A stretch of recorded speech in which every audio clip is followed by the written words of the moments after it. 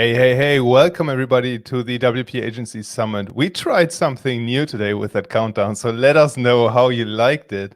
I'm here with Matt Frost, who is involved with ThemeCo, and we're going to talk about managing remote teams. And first of all, I want to get one thing clear, and that is that we invite you to ask questions. There's no such thing as a stupid question. There's no such thing as us making fun of questions. Even if you're not a native English speaker, even if English is not your second language, you can probably guess by now it's not my native language either. So even if you feel that your grammar isn't on point or that you're struggling to find the right words, we'll try to make sense of this. With that being said, Matt, thank you so much for joining us. Thank you for having me. And I am a native English person, and I promise as well that I will not rip into anybody for a poorly constructed question or anything like that in terms of grammar or use of English. So just go right ahead and say whatever you like, and we will do our best to answer between us.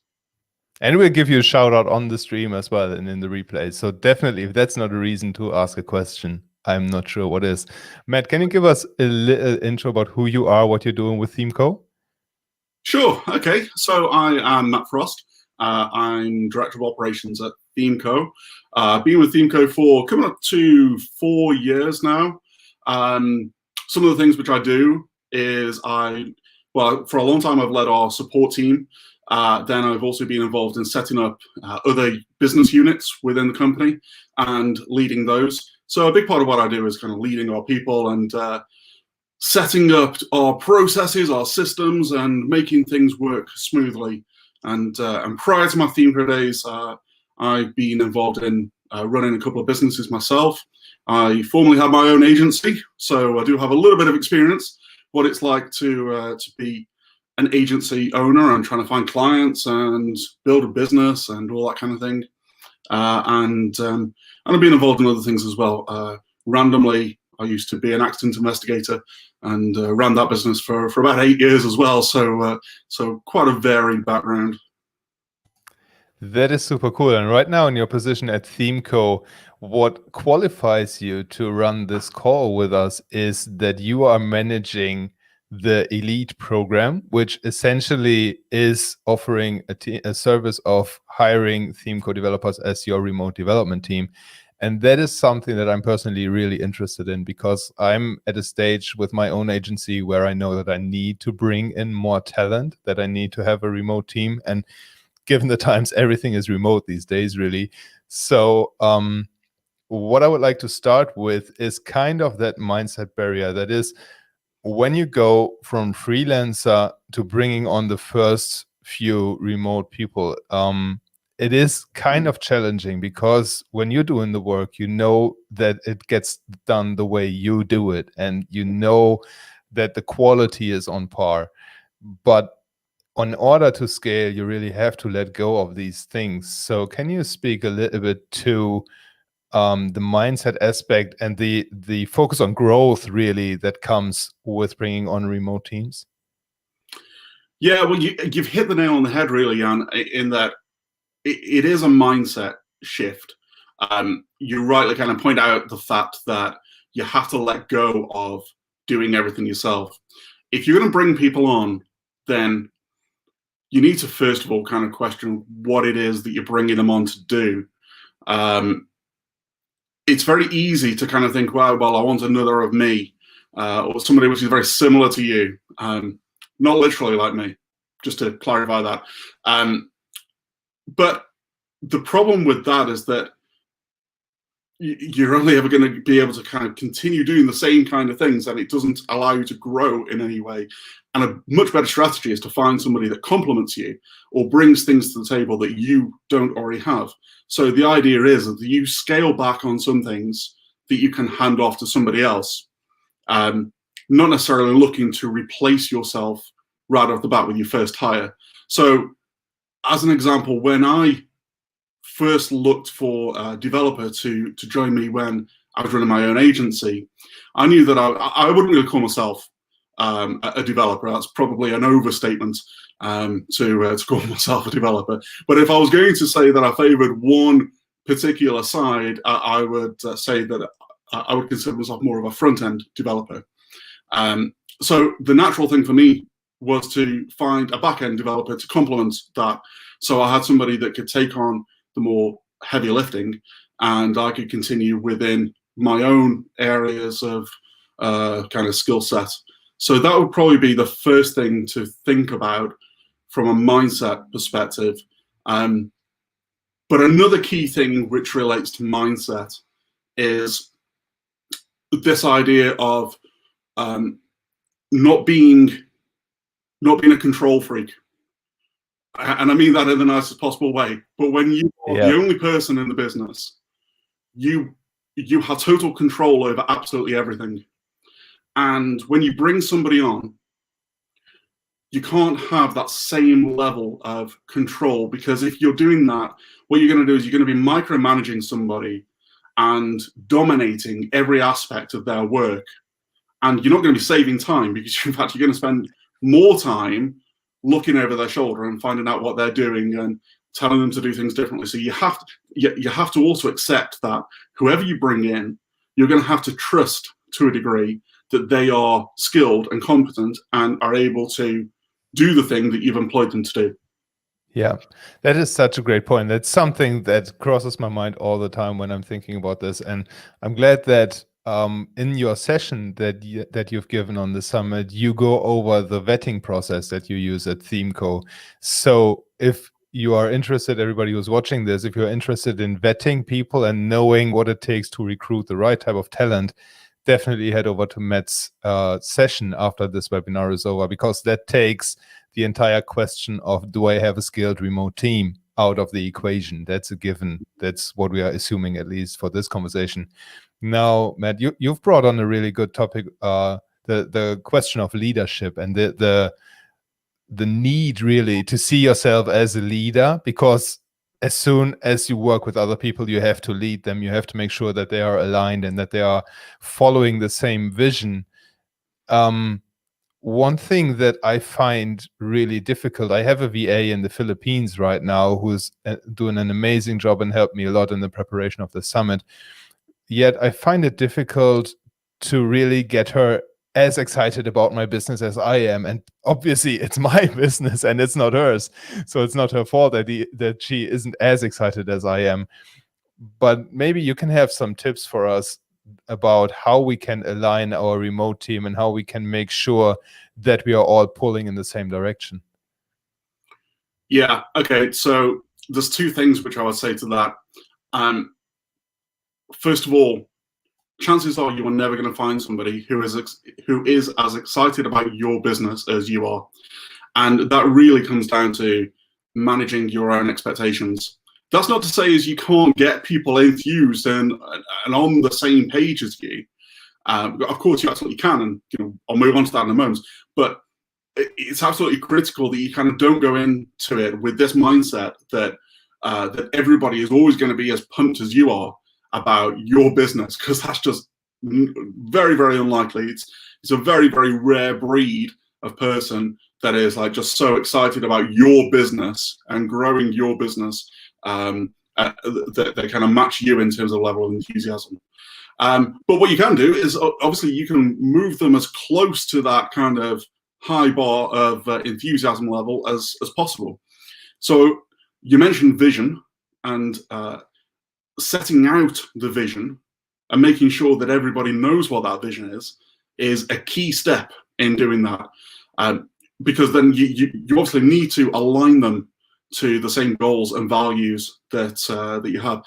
Now, just a kind of practical way of doing that is I would try and find one core thing, one core kind of topic, one mantra, something which really sums up what you are looking for from a team, a person, the business, whatever, and just focus relentlessly on that thing. And I really, really mean that, focus relentlessly on that one thing. And to give you an example of how we did this, when I first got involved with the support team at ThemeCo, one of the things which I really, really wanted us to be focusing on is what we call first-time resolution. 3 words, very easy to remember, first-time resolution. And I would beat that drum at every single opportunity in team meetings, in Slack messages, when we're kind of giving appraisals, performance reviews, that kind of thing. We're always talking about first-time resolution, and it's real simple. The idea is that when somebody raises a support ticket, we do everything we can when we respond to nail it, to solve that problem in one go. And believe me, that's difficult, because a lot of the time support tickets don't have near enough information to be able to solve it. So it means taking some practical steps, like in this context, to be able to do that. So it's making sure that we're encouraging them to go through common issues that might come up if we don't know exactly what the problem is, and that kind of. Anyway, so there's lots of things which we can do, but it all comes back to having that very, very clear focus on one particular thing. And you can do that, as I say, whether in a particular team or the business as a whole, and so on.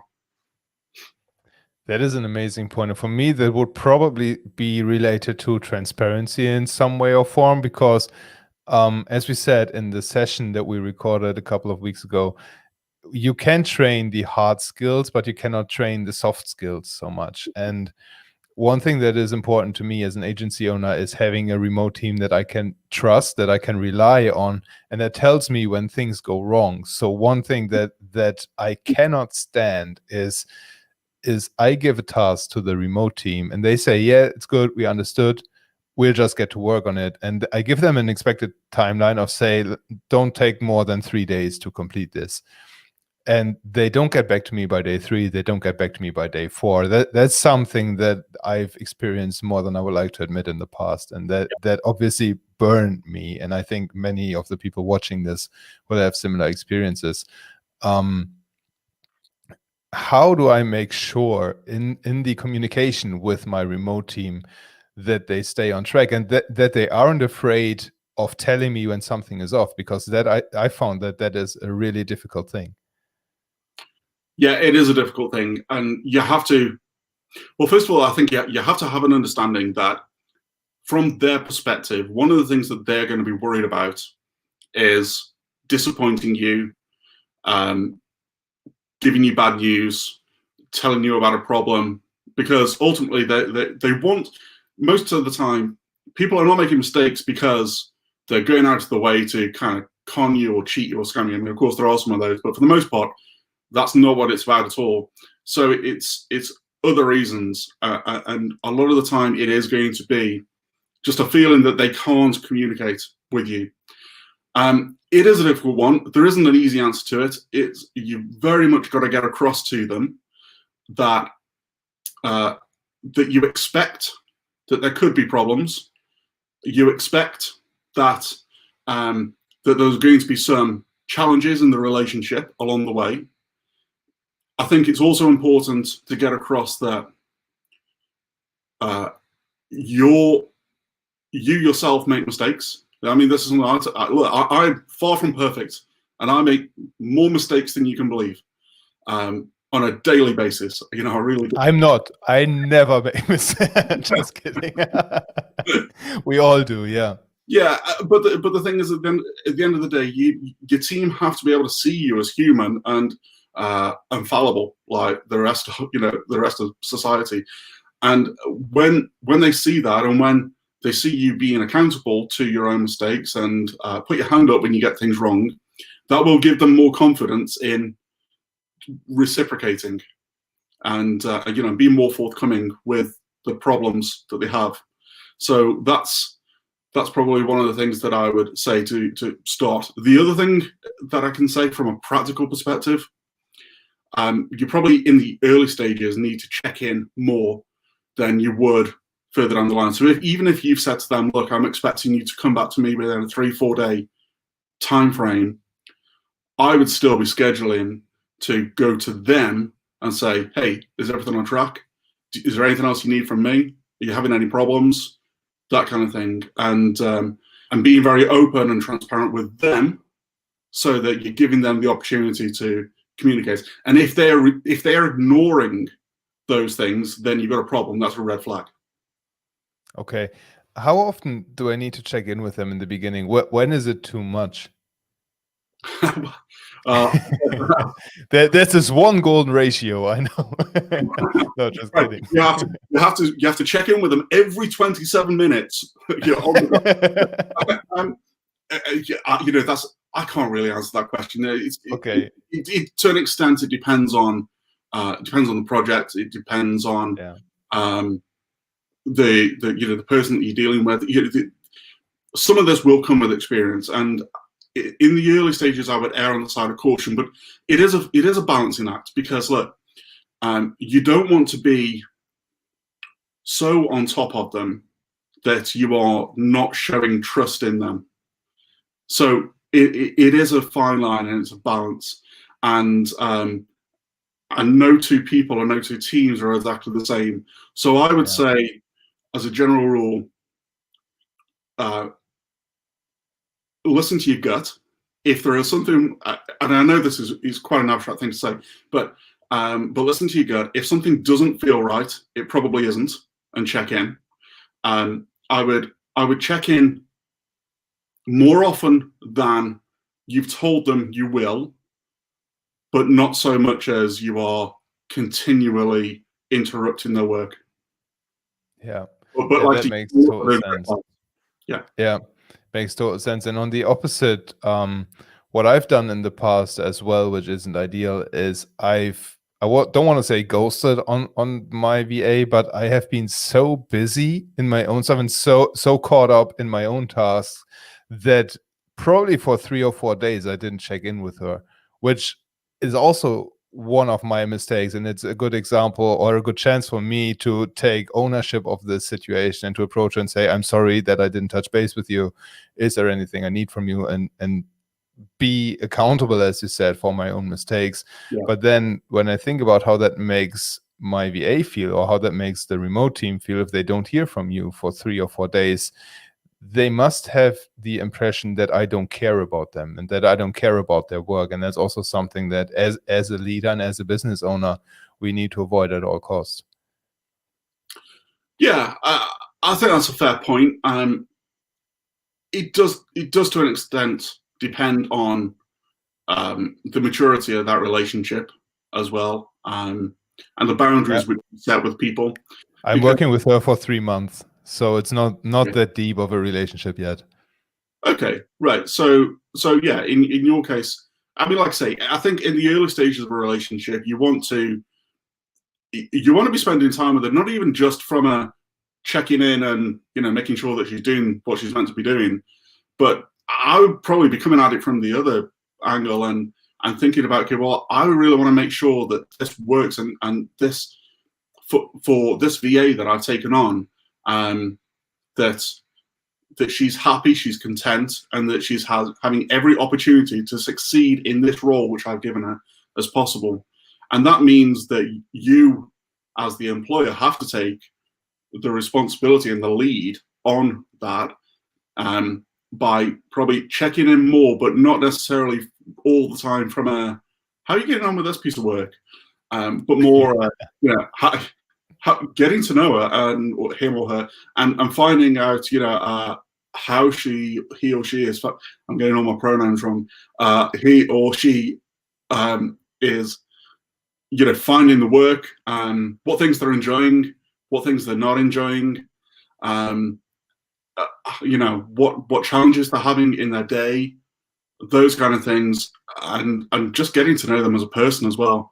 Because I think with any relationship, and this does apply, with in a business especially, as well as in your personal life, you need to get to you need to know the people that are working for you, so that you can get the best out of them, help them to grow, and make sure that everybody is fulfilled and content. And that's, that is a key thing to having a successful team, successful business. Yeah, I couldn't agree more.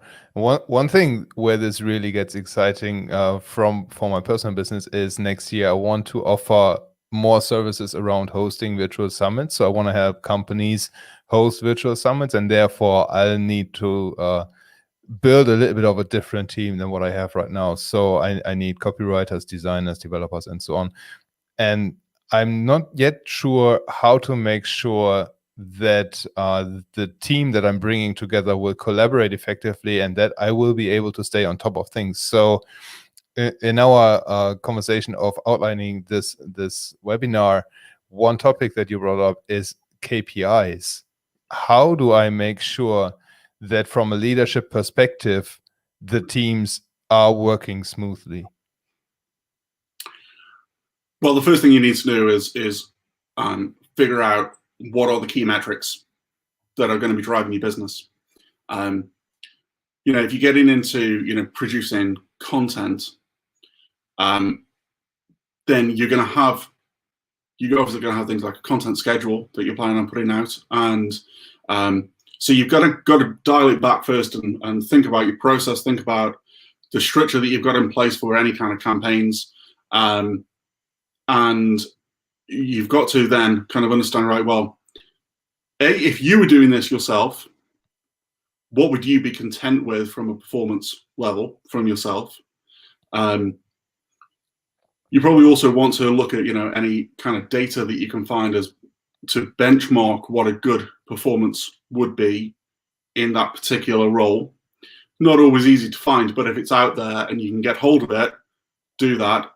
And then you kind of use that data to guide what the performance standards should look like. I would say one kind of key thing as it relates to your own standards versus somebody else's, it's always going to be very, very difficult to get 100%. So I wouldn't ever go into it with a mindset of finding somebody that can do exactly what you want, or particularly if it's a skill that you have, doing it to exactly the same standard as you. You've kind of got to accept that 90% is what needs to be good enough. And you have, and to an extent, this comes back to that control thing as well. So in terms of kind of setting KPIs, again, it's about understanding, well, what are the key metrics which are going to be driving that growth? If you know that you need to produce X amount of content, and that content has to have X amount of words, then you can get a rough idea how long each article should take. You've got to factor in also any research which needs to be done for those articles, so how long that should take, and so on. And then you're using that then to guide how well somebody is tracking against that particular metric. But it's always got to be, the data is great, but it's got to be used to drive actual decisions in the business and drive the business forward. So don't just look at data for the sake of looking at data. Pick things which are actually going to make a difference in your business. Reminds me of Commander Data from Star Trek. Yeah. Yeah. Data. So that is a good example. Is that something what we also could use? Is that the number of completed tasks? Is that a KPI, or the task completed in time? Is that also a KPI that we could use to measure performance? Yeah, you can. I guess it depends in terms of the problem with the word task is it's so vague. So yeah, true.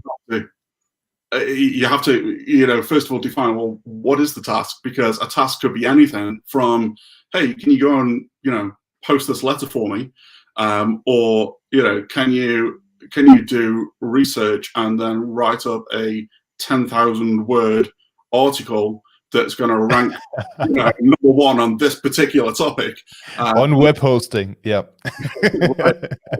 So, yeah.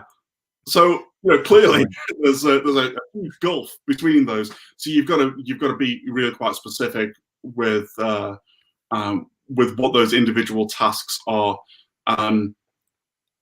But another thing you can do is look at comparative data. So you look at whether people are trending in the right direction, or at least maintaining the kind of the performance level. So if you know that they can do, 5 articles, one article a day, say, from you include everything from research to writing and so on, and that's fine. So they're churning out 5 articles a week, and then suddenly the performance dips, and it's now suddenly 3 a week. Okay, well, you're going to be questioning, right? Well, why is that?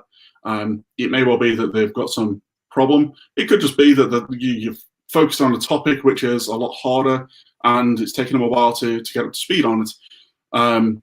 But those are the things you've got to be looking at. So that comparative data in that regard can help quite a bit. That is a great example. And what do we do if we see that the performance of one of our team members dips? Address it right away. Have a conversation with them. Under no circumstances do you let that go. And it's not because you're trying to nail them to the wall about something, but you've got to go with a genuine heart and desire to understand if there's a problem. So my first question would always be, hey, I've seen that that you're not doing X, Y, Z, and are you having any problems? Is there anything that I can help you with? And that's more likely to get a straight up answer than if you kind of go and say, hey, you only did this last week. Why? Because that's going to get the back up against the wall, and they're going to close up, and you're not really going to get to the heart of the matter. And I cannot stress this enough. When you're managing people, everyone is individual, and that it's really, really easy to fall into the trap when you've got a team of being so consumed with yourself or your business that you forget about them as a person. And it's not intentional. So I'm not saying that this is, that you go in there ruling with an iron fist mentality, but you just lose track of them as a person and what's going on in their lives and the things which are important to them. So you've got to you've got to stay close to them. And I'm not saying that you've got to be the best friend and, inviting them around to your wedding or for a barbecue and things like that, which might not be the case in COVID times, even if we were in the same country, but we are actually talking about, remote teams. So perhaps not the best example, but anyway. Company retreats, maybe that's a common thing that people used to do before the pandemic.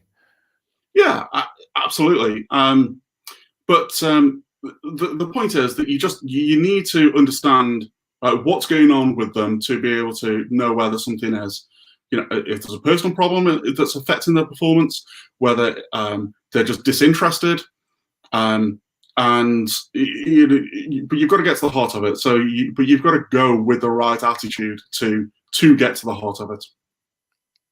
So it seems that it's not so much the how to manage a remote team that is the challenge. The challenge is more in the leadership side of things, and dealing with yourself, dealing with your own expectations, dealing with your own insecurities about having somebody do something you used to do and you're not sure how good it turns out, and then you might have to redo stuff like that.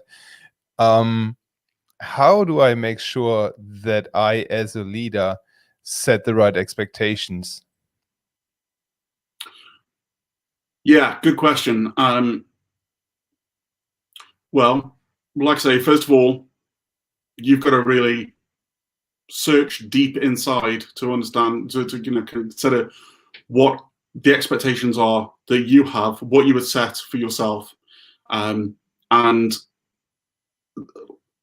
like I said before, I think you need to kind of go into it with a mindset that you're not going to get somebody that's performing necessarily the same standard as you would.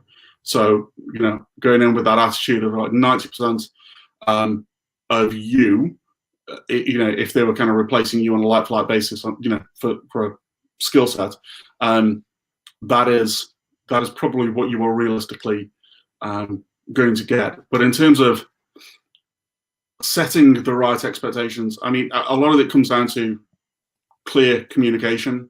Let people know up front what it is that you are looking for, what you think a good performance looks like, how long you expect it to take them to get to that standard, what is going to be done by you to check on that. So the point is that there should never be any surprises.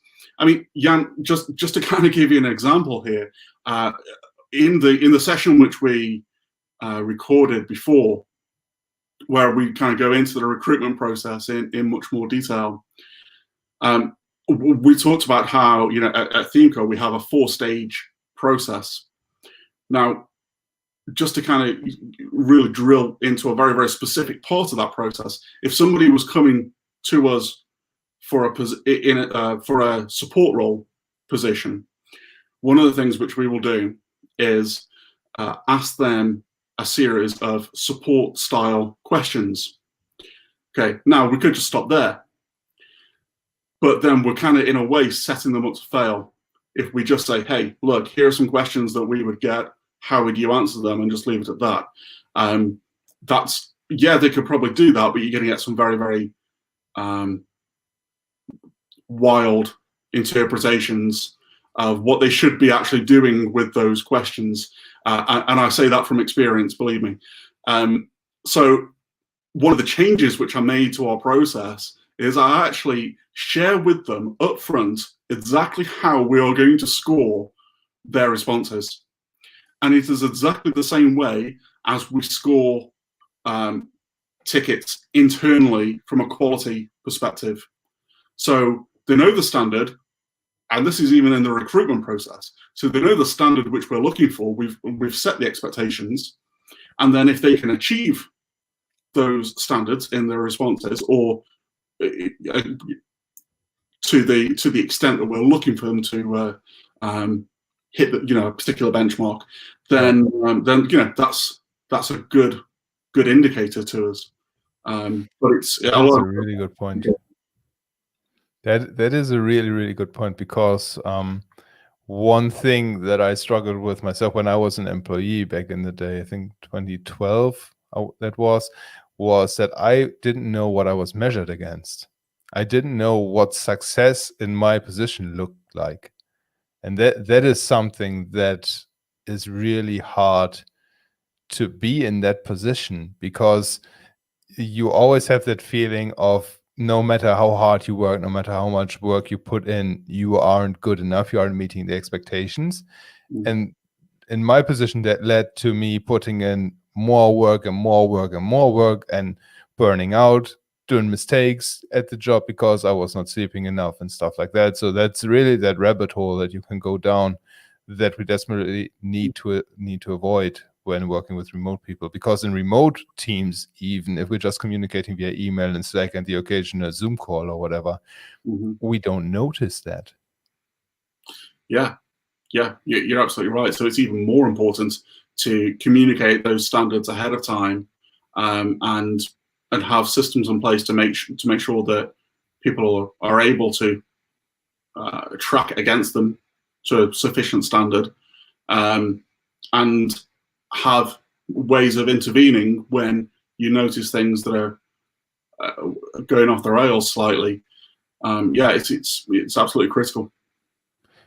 What are some things that, from your experience, hold teams back from meeting or living up to the potential that they have in them? What are some things that managers do that just limits the capabilities of the teams? Yeah, I mean, a lot of that comes down to leadership style, I would say. I think most people have it within them to perform to a very, very high standard. And if they don't fulfill the potential that they have, that is usually a reflection of how they have managed as opposed to the individual themselves. That's not to absolve people of any responsibility in their own role. You have to be motivated to an extent by yourself. You have to have a desire to do the best that you can. And you can't always give that to somebody. So there is a certain amount of it which comes from within, but a lot of it does come down to your leadership style. You've got to be nurturing, you've got to be encouraging, you've got to look to lift people up, you've got to celebrate successes, and also you've got to you've got to absorb the pressure. The way that I always think about things is we win as a team and we lose as a team. So if there's a problem, yes, if an individual has made mistakes, we can learn from those mistakes. But I'm not going to chastise the individual for making a mistake, because what I want them to do is to say, yeah, hands up, this is what happened. And then we look at, okay, well, right, so it wasn't ideal, but what can we do next time to prevent that from happening again? And one of the things which I constantly point out to the team is that ultimately the buck stops with me. If something goes wrong with a client, a project, a support customer, it's my problem. It's not them. I'm the guy that has to shoulder that responsibility, because the team are my responsibility. So their mistakes are my mistakes. And so all I can ever do is try and reassure them, encourage them, and look to find ways to work with them to prevent things like, whatever had arisen from arising again. And some of that will be on an individual basis. Some of it will be on a more systemic basis. And just to kind of give you an example, we had a problem on a project a little while ago where one of the developers that was working on the particular task had got started on something and then was off the next day because she got some time off arranged, and the project had a deadline a few days out, which was just after the weekend. And long story short, when it actually came to the deadline day, this person then realized that they were kind of up against it in terms of getting the task done. And we ended up having to first of all, they did the right thing in kind of coming and saying, hey, look, I think I've got a problem here because the deadline on this is today and I don't think I'm going to make it. So we had to kind of rally around and get other people working on the same task to bring it all together within the deadline. The problem, though, is that because it was rushed, being completely truthful, it probably wasn't as good a job as we would have liked. And so when we were able to kind of look back at that in hindsight, we realized that there was a communication issue. And it wasn't just about, okay, well, the person didn't communicate or didn't that one developer didn't communicate. It was more about, okay, well, what can we put in place to make sure that we as a team are picking up on potential problems before they arise? So we changed some things in terms of how we leave updates on unfinished tasks and how we kind of report things internally so that we can pick up on those things more easily. And by doing that, we prevent further problems from coming to pass with other customers down the line. So that it's a long-winded way of answering. There's so much gold in this answer, though. It's just very much about, like I say, you've got to look at things holistically and question where the problem came from, and then put in place systems and processes to address them moving forward and learning from mistakes, but as a team.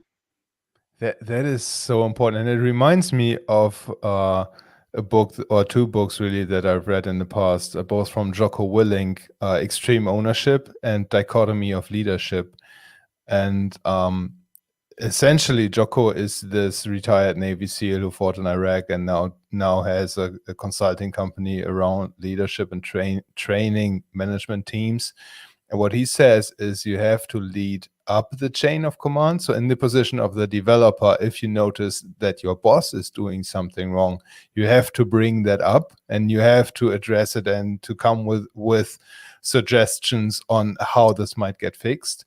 But then also you have to lead down the chain of command, which is what you just said, is you have to eat that frog. You have to take responsibility when things go wrong that your subordinates did, that the remote team did wrong, because in the end, it's your mistake of not either recognizing this earlier, just as you said, not seeing the warning signs and not putting the processes in place and not empowering your team to avoid this situation in the future. And this is so easy to say and so hard to execute on. It's scary when it is in that situation and you have to stand up and you have to talk to the customer and say, hey, this didn't go as planned because of ABC, and here's what we're going to do to fix this and to prevent it from happening again. Usually the customer will appreciate that, and I've rarely seen deadlines that couldn't be moved for like a week or something, but it's still something that doesn't feel good and that scares me, and I could imagine scares other agency owners as well, because what I'm planning to do next year is I want to bring on developers for remote workers from multiple skill sets, fields of skills, and have them orchestrate as one team to deliver a very high ticket service. Imagining that something in that team goes wrong and then we miss a date that our client gives us is something that scares me. But I guess that's also cost of doing business, and that's the price of being in the leadership role, is you have to be aware of these situations and you have to be very cautious and put systems in place to at least reduce the likelihood of things going south.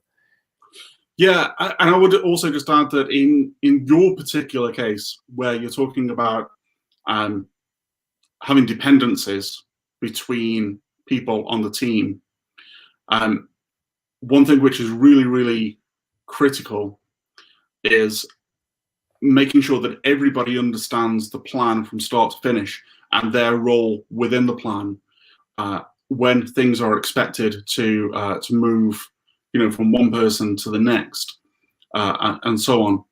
Actually, I read a book recently called the Checklist Manifesto. I'm a big believer in checklists, but that's another story.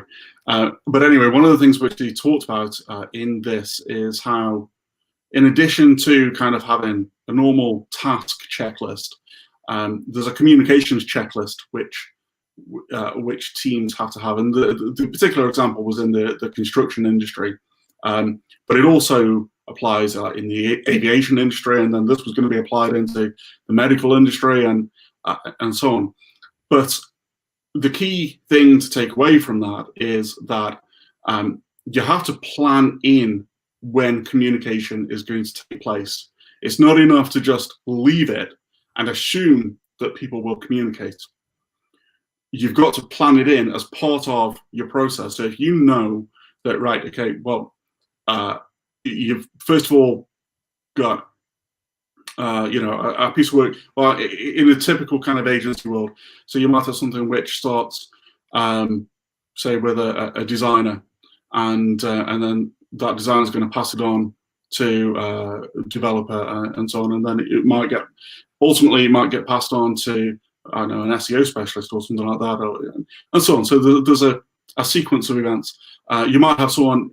I mean, for example, one of the things which we do is we have people which do QA, and that's part of the process. So you've got multiple people which are that a task will be working its way across, but you have to plan in how they're going to talk to one another, so that you get it's a seamless process, a seamless transition from one to the next. So make that part of the project itself, right? Okay, well, we are going to talk about this project at this time on this day, and these are the people which need to be part of that conversation. So it's like the stakeholders for that particular project. And that might not be necessarily a very, very small task, but certainly on bigger projects where there are multiple people that are going to be involved, like how you've outlined, it's more important, because then you're also getting input from relative specialists at each step of the way as well, and it'll make it easier as it moves from one place to the next. So, as an example, a designer will design something with a designer's brain, and they'll come up with something that might look absolutely amazing on paper, and it might not necessarily translate that well from a development perspective, or it might at least have some kind of interpretative challenges on the part of the developer. So having the two of them talk about it is actually a really, really useful thing, because then it could be more a case of, right, well, where you've got this, this button here, how's that meant to, how's that meant to relate to this other button which you've got, down the line, and so on. You might have somebody that's looking at it from a conversion standpoint, and having them in the conversation as part of the design is like, you might be right. Okay, well, we need to draw particular attention to this call to action, because this is our key conversion driver for this particular page, and so on. But you've got to have that communication in the first place, so it's got to be set up as part of the process. That is such an amazing point. How do we ensure that the communication is as streamlined as possible? The last thing I can imagine that I would want managing multiple remote teams and orchestrating, for example, designers and developers, is that they go onto a Zoom call for an hour and have 6 people spending 1 hour each that I have to pay for in a Zoom call, probably every Monday and every Thursday, just to stay on task and to keep themselves in the loop. Yeah, well, there's two things. First of all, if you need to, on larger projects in particular, you're gonna get the time back, because you'll get efficiencies down the line. So that time that you actually spend communicating up front will translate into savings, because the developer will know exactly what they're doing, and they don't run into a roadblock that they then have to go back and then talk to the designer about.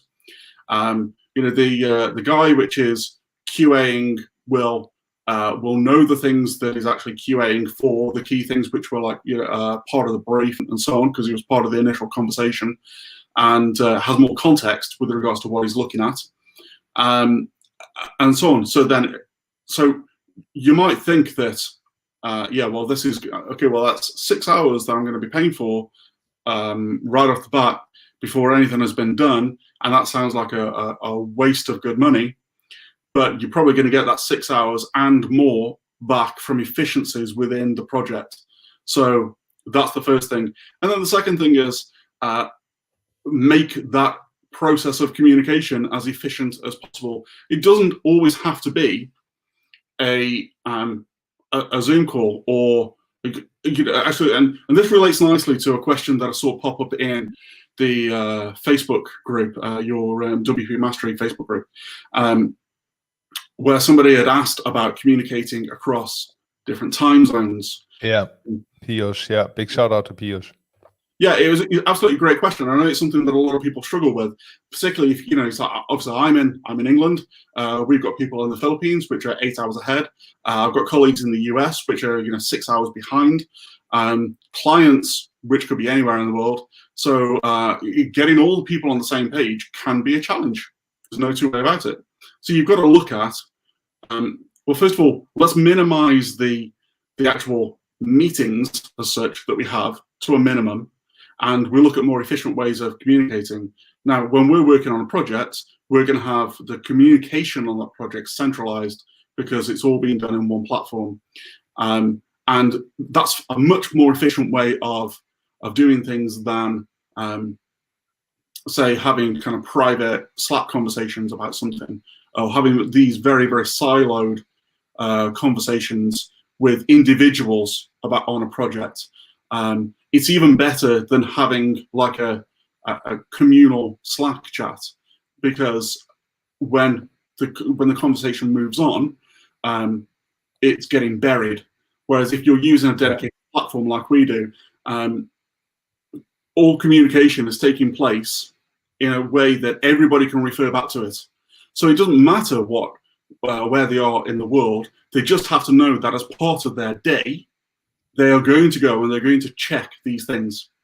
Like one of the things which we do, like I mentioned that I'm a big fan of checklists, and I'm quite meticulous about how I structure my day, and I encourage my team to do the same thing. I start off every day with a pre-work checklist, a startup checklist, and I have a shutdown checklist. And in the same way, when our guys start, they first will go through anything that they need to estimate for their involvement on a project. They need to go through any kind of new briefs which are going to involve them, and they need to raise any questions that they don't have any kind of complete understanding of to enable them to work on a task. And they do that first. So when they actually get to working on it, they know what to do. They just can dive in. That is brilliant, because that also eliminates roadblocks when or roadblocks I've seen so often in the past is when you're waiting on somebody to give you an estimate. Mm-hmm. It's insane. And Piyush has a good question. Can you share your checklist details? I'm not sure if that's too much intellectual property, actually. Well, I mean, it would be very specific to our setup. And I mean, I'm sure you don't really want my pre-work checklist, which includes things like brushing my teeth. But happy to share those details with you if they really want it. But you know, if you or anyone else which is watching this want more kind of information on setting up checklists, which might be a little bit more specific or tailored to you, I'm happy to give you a steer on those things. So just reach out to me privately, and we'll pick that up. And check out Matt's session to get the contact details. Everything's linked in there that you need to reach out to him. Absolutely. Love it. So essentially, that aim of that pre-work checklist for your team is to eliminate any potential roadblocks and any potential delays in projects where your team members are involved, helping them get a good head start. I've also seen, I think GoWP or GiftWP created a handbook for support staff. So they have this handbook that helps people involved in customer support staying sane, essentially, because it can be mentally challenging to work in support and be bombarded with support requests every day. They have this checklist too, and I try to bring this up and link this below the comments on the replay. And then what is your shutdown checklist like? What are some tasks in there that you can share that are related to keeping the projects running? Well, my personal shutdown checklist might be a little bit different. I include things like making sure that I've checked various communication channels. So one of the things which I'm always very keen to do when I'm working is to minimize distractions. So as an example, email can be a big distraction if you've got it open during the day. So I typically, with the exception of this week, because you and I have had some back and forth about organizing, the sessions and that kind of thing. But as a general rule, I'll only have my inbox open twice a day. Once during my startup checklist, once during my shutdown checklist, and I will deal with anything at that point. And if it's something that I can't deal with there and then, I'll schedule it on my calendar or my kind of task list for the following day, or an appropriate kind of time to do it. So I will include those kind of things. For the guys which are working on projects, to an extent it's much the same as the startup checklist, in that they're now then looking at anything that they were waiting for feedback on, or answers to questions on, to enable progress, because again, having that kind of communication on particular tasks that involve multiple people, you can't necessarily just do that once a day, because that process would be too slow. So you do need to factor in time to be able to be checking things that you personally need to respond to enable progress to be made on something. And estimates are another, big thing as part of that. One of the things that we did, that we again learned from really, was initially we had one of our senior developers that was estimating absolutely everything, and whilst that was, Bosty's very good at doing that, I was noticing that his days were getting longer and longer and longer, and he was really struggling. So it was clearly something that we had to change. But not only that, he's not the guy which is often doing the work. So we got to the point where we thought, right, well, actually, what we want is the people which are going to be doing the actual work, taking more responsibility for the tasks themselves and the projects themselves, and coming and giving us estimates. Now, if they come to us and say, hey, this is going to take 20 hours, and we think, that doesn't sound right, we're going to push back and say, hey, come on, you're trying to pull a fast one. It's not going to take you 20 hours. You can have that done in 10. But so, there's that back and forth. But it gets them more involved in the process. So estimating is a big part of that. So that needs to be done at the start of the day and at the end of the day as well.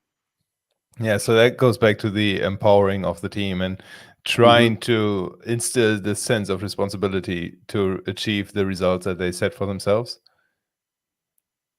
Yeah, I mean, empowering the team is really, really important, because we talked earlier on about vision, and we talked about how you asked me the question, how do I get people as excited about my business as I am? Yeah. Empowering them in the business is a key way to get you closer to that being a reality, because they've got to be involved. They've got to feel as though their contribution matters, because it does matter. At the end of the day, you're taking people on because you cannot do everything by yourself. Yeah. So you've got to trust these people to do the things that you've brought them in to do, and be the best that they can be. So you've got to empower them in those positions. Yeah, that I actually have a good example of this from my VA, from the preparation phase of this summit. Since all these sessions have been transcribed, it's 36 sessions that we had to transcribe, and she was doing that. At some point, she noticed that she wouldn't finish it in time because there was just so much content and so much back and forth. And once you do transcriptions, you notice that we speak very different than how we would like to read something. And it takes a lot of time to transcribe a 1-hour interview or even a 45-minute interview. So she brought this up to me, and I'm thankful she did. And then she immediately said that, hey, I have these friends who are also freelancers who can help me with the translation. I'll orchestrate everything for you. I just need your go, and it costs X amount per interview additionally to what you are paying me. Can I go ahead and do this? And I thought that was a really, really good example of her taking responsibility and taking ownership of the situation. And it instilled a lot of confidence in me in that I will be working with her for a long term if she likes, because that is kind of the trait that I'm looking for in remote teams. It's like, take ownership, provide a solution, and be willing to orchestrate the solution. Yeah, actually, as you were just saying that, I was just thinking you've probably got to keep her there, because it's what I really loved is that this is somebody that didn't just come to you with a problem and say, hey, this isn't working for me, or this is a problem, and I don't know what to do about it, and here, you sort it out. But she actually came to you with a solution and said, hey, this is how I think it could be done. Even to the point that, look, I know these people, and this is what it's going to cost a year. It's not even just this is my idea. It's more, this is a complete mapped out solution. I mean, that's pretty incredible. So yeah, that's really good. Yeah, I'm lucky in that I have her. And we are running out of time, but if you have a few more minutes, I would like to ask one last question before I let you go. Just wanted to make sure I don't interfere with your schedule. Yeah, I've got a lasagna in the oven, but you know, I'm sure it won't burn. I don't want to ruin the lasagna, so I'm going to keep this quick. When is the right time to promote somebody into a higher position? What are some signs for that? Well, when they're taking initiative for a start, you have to have the need to do that. I'll tell you a quick story about when I first was asked to take responsibility for our support team. I'll be honest with you, I was a little bit hesitant to do that. Part of the reason for that is because many of the support questions that come in, I wouldn't have a clue how to answer, being completely truthful. So I kind of thought to myself, well, you know, how can I lead a team of people that you know, when I have no real means of determining whether they're doing the work well or not. So that was a big challenge for me, and I had to really think about how I would go about doing it. One of the key things which I did right away was identify people that I thought had the potential to work in a more of a leadership capacity or of a senior capacity, and promote them. So the first thing that we did is we created a new position, which was effectively a level 2 senior support person. And prior to that, everybody was, you know, all at the kind of same level. And these people then would take responsibility for not just when, you know, not just kind of escalations of tickets, but more, they could help me to identify kind of some of those key metrics which were going to be kind of critical in ascertaining what performance levels we were looking for. But they could also then be a person to go to for other people on the team.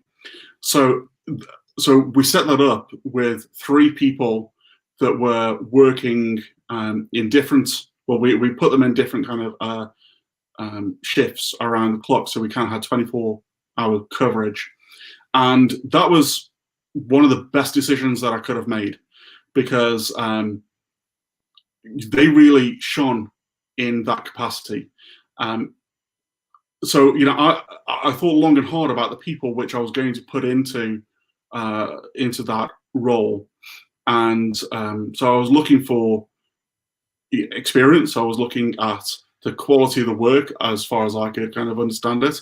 I was looking at how I saw them interact with other people, and whether they kind of shared the same values as I did.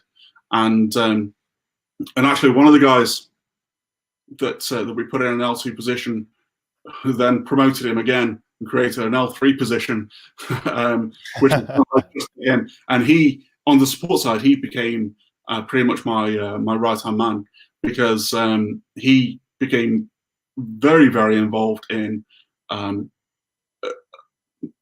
monitoring performance of people on a you know, day-to-day basis, and implementing some of the things which we had strategically highlighted as being, you know, important to us as a business. One of them being, you know, this quality score which we came up with for support tickets, which helps the support team to see whether we're on track and maintain a consistent level of service. So those are, I guess, some of the key things which I'm looking at in terms of whether someone's ready to be promoted. But of course, you also, like I say, you have to have the need to do that in the first place. Yeah, that's a fantastic answer, and that's a great way to wrap up the session. So for everybody who's still with us, I would highly recommend that you go to the ThemeCo booth, not just because you can get in touch with Matt directly there, but also they're giving away one of their Elite 100 plans that is worth $3,500, which is pretty nuts. Thank you so much for that, Matt. Also, for those people watching on YouTube, how do people get in touch with you directly? If you could just share that here real quick. Yeah, you can just email me directly, matt@theme.co. That's the easiest way of getting hold of me. That is fantastic. And then again, try to win that Elite 100 plan in the ThemeCo booth. Imagine, so Elite 100 is 100 hours of your development team at ThemeCo at your own disposal. So imagine what you can do with 100 hours of a tried and tested development team doing work for you. Not only that, you get to see whether all the things that I've just been talking about are actually true in reality. So you can see if I practice what I preach. If that's not a reason to spin the wheel, I don't know what is. Thank you so much, everybody, for watching, and have a great rest of the day.